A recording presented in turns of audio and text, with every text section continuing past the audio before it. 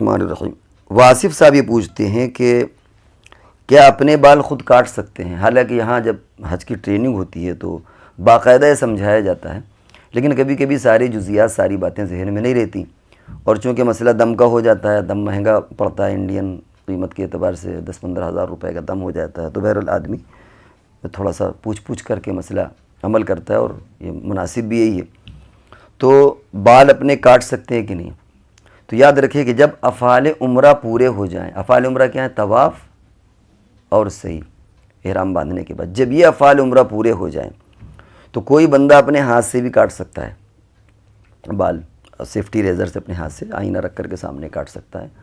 وہ کسی دوسرے کے بھی بال کاٹ سکتا ہے، کسی دوسرے بھی،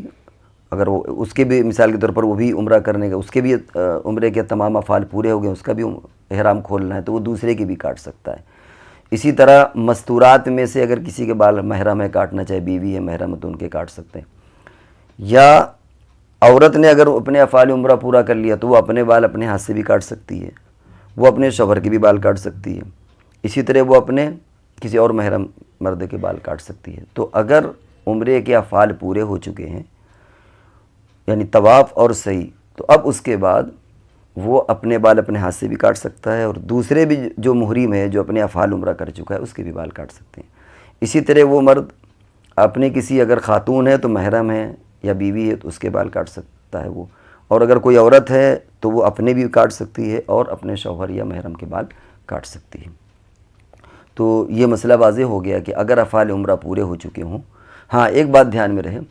کہ بال کاٹنے سے پہلے کبھی کبھی لوگ مثال کے طور پر مونچھیں بنانے لگے یا اسی طرح ناخن کاٹنے لگے، یہ کام نہیں کرنا چاہیے ورنہ دم ہو سکتا ہے۔